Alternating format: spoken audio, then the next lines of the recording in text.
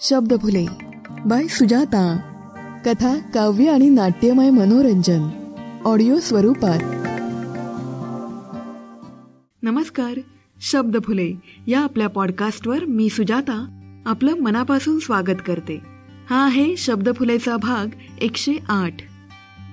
सर्वप्रथम मला सांगायला आनंद होतोय की मागचा एपिसोड या भागात भय नावाची कथा सादर केली. या एपिसोडला 2च दिवसात खूप भरभरून प्रतिसाद मिळाला, खूप लिसन्स मिळाले. रसिक श्रोत्यांचं मनापासून आभार. तुमची साथ आणि तुमचं प्रेम असंच मिळत राहो हीच मनोमन प्रार्थना. आता ऐकूयात कथा, तिच्या स्वप्नातला राजकुमार. लेखन अमोल परब. प्रत्येक मुलगी ती वयात आल्यापासून तिच्या पुरतं असं एक स्वप्नांचं जग तयार करत असते. त्यात ती असते, तिच्या आवडीच्या गोष्टी असतात, तिच्या फॅन्टसीज असतात. जे तिला हवं असतं ते सगळं असतं. आणि त्यात अजून एक गोष्ट असते, ती म्हणजे तिचा राजकुमार, तिच्या स्वप्नातला राजकुमार, जो तिने फक्त तिच्यासाठी म्हणून निवडलेला असतो. तिला हवा तसा, तिला परफेक्ट सूट होईल असा. अखेर तिला नक्की काय हवंय हे तिलाच तर ठाऊक असतं. आणि तिने त्याचं ते चित्र अगदी हुबेहूब मनात चित्तारलेलं असतं. मग जसजशी तिची स्वप्न अजून प्रगल्भ होऊ लागतात तसं त्या राजकुमाराचं चित्र देखील अजून स्पष्ट होऊ लागतं. त्याचं दिसणं, त्याची उंची, त्याची शरीरयष्टी, त्याचा वर्ण, त्याचं हसणं, त्याचं बोलणं, त्याचं चालणं, त्याची स्टाईल, त्याची पर्सनॅलिटी, त्याच्या सगळ्या अशा गोष्टी ज्या तिला तिच्या जोडीदारामध्ये हव्या आहेत. मग त्याच्या असण्याने तिची स्वप्न बहरू लागतात, रात्री जागू लागतात, सगळीकडे फक्त तोच दिसू लागतो. मग सुरू होतो कल्पना आणि सत्यता याचा गोंधळ. खरंच असा कोणी असेल का की हे आपले मनाचे सारे खेळ आहेत? नाही, तो असणारच. आपण काही जगावेगळा विचार नाही केलाय.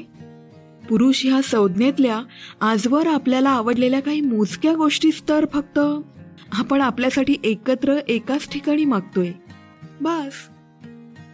दिवसा मागून दिवस उलटतात, पण तो काही स्वतःहून तिच्या समोर येत नाही. ही मात्र त्याला भेटायला अधीर झालेली असते. मग ती स्वतःच त्याला शोधू लागते, आपल्या ओळखीमध्ये तर कधी अनोळखी चेहऱ्यामध्ये. मग अचानक कधीतरी त्याच्यासारखा कोणीतरी तिला भेटतो.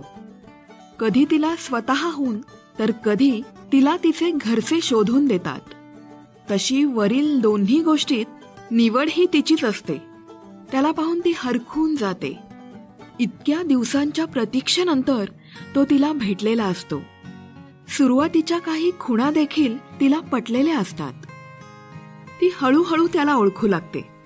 तो मस्त असतो, तिला साजेसा, सगळ्यांच्या मते तिला अनुरूप आणि तिच्या मते तिच्या स्वप्नातल्या राजकुमाराच्या जवळपासचा. ती त्याला अनुभवत असते, तिच्या स्वप्नातल्या राजकुमाराशी पडताळून पाहत असते. पण हळूहळू तिला जाणवतं की हा तो नाही, हा त्या राजकुमारापेक्षा वेगळा आहे, किंबहुना त्याच्या अगदी विरुद्ध. आपण आपली आवड आणि निवड यात गफलत केलीये, पण आता उशीर झालेला असतो. इतर सगळ्या गोष्टी खरंच चांगल्या असतात. त्याचं रूप, त्याचा रुबाब, त्याचा हुद्दा आणि त्याचा पगार, सगळं तिला तिच्यासाठी योग्य असल्याचा दाखला देत असतं. पण इतकं असूनही हा त्याची जागा घेऊ शकत नाही, कारण तो तिचा राजकुमार नसतो. सगळं सगळ्यांच्या दृष्टीने अगदी व्यवस्थित जुळलेलं असताना तिच्या स्वप्नांची घडी मात्र विस्कटलेली असते.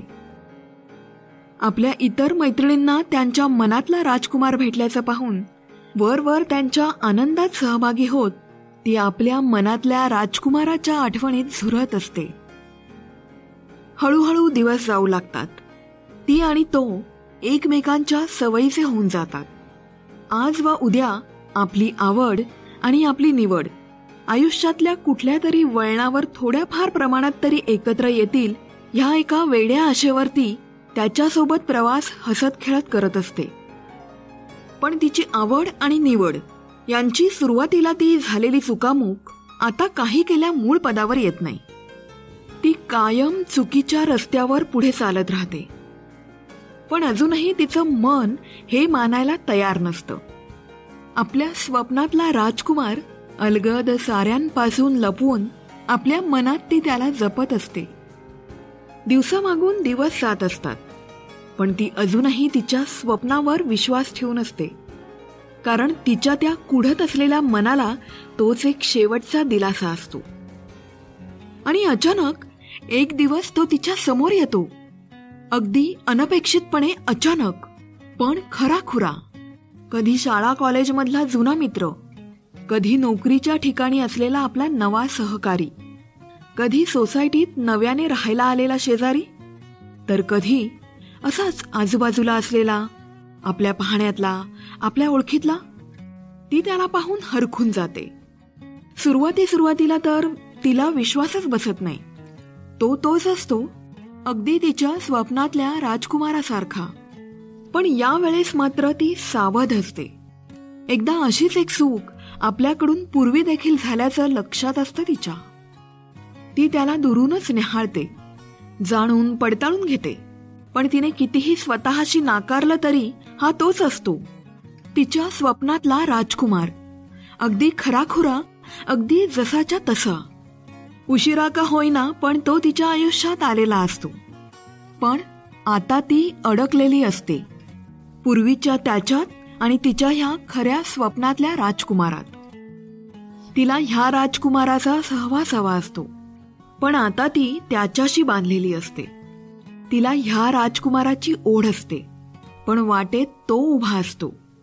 एका बाजूला तिची स्वप्न, तिच्या फॅन्टसीज असतात, ज्या तिने आजवर ह्याच्यासोबत पाहिलेल्या असतात.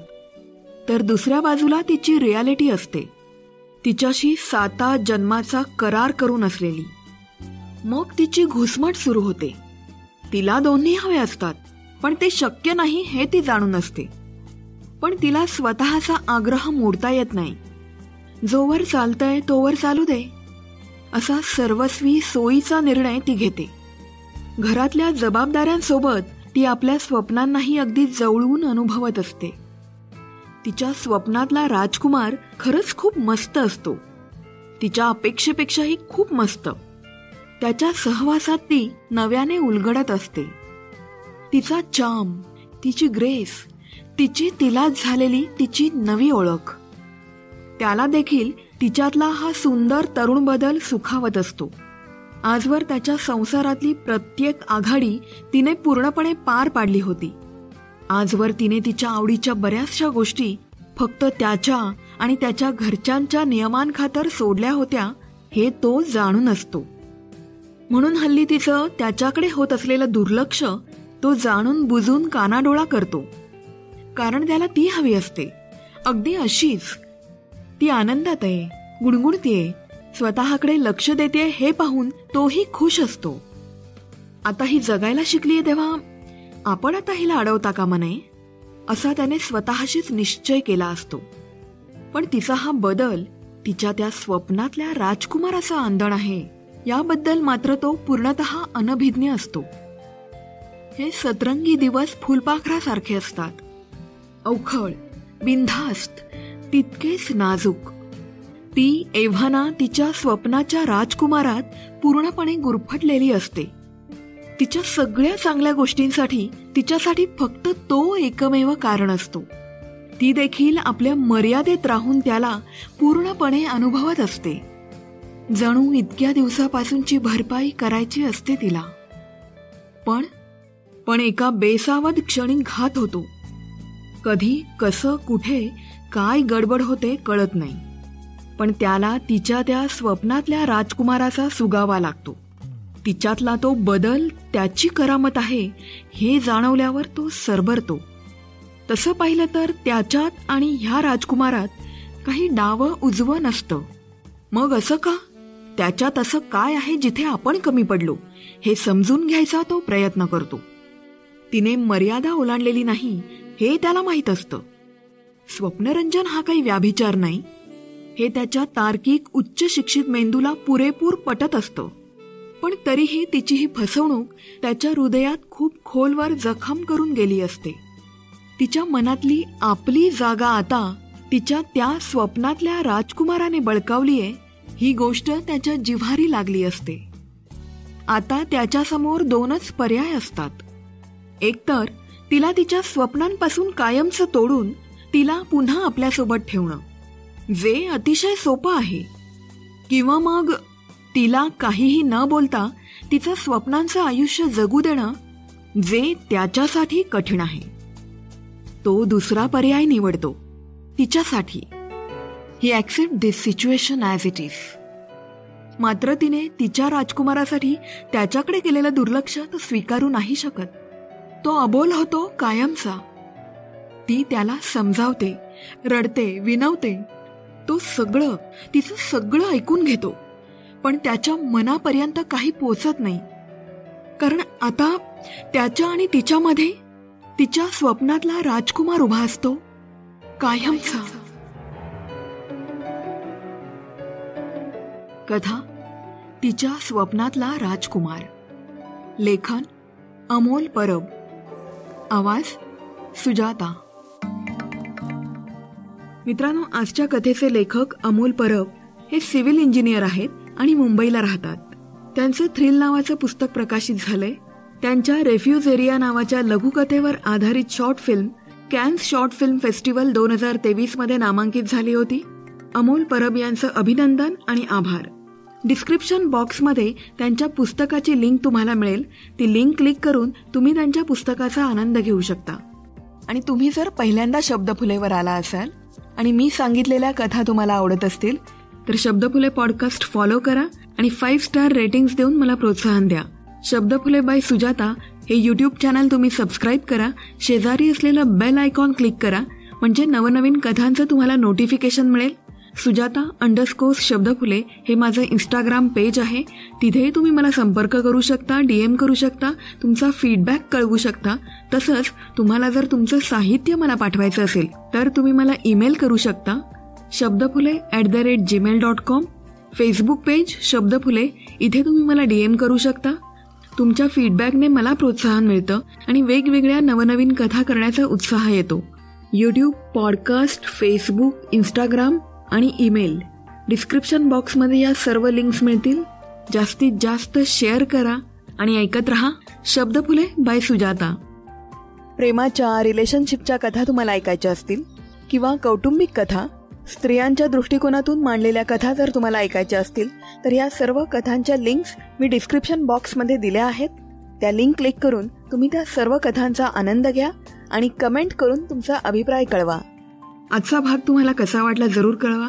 तर ह्या मनाला स्पर्श करणाऱ्या कथेबरोबरच मी सुजाता तुमचा तुर्तास निरोप घेते. पुन्हा भेटू एका नव्या कथेसह. Stay blessed, stay blessed. Thank you. धन्यवाद.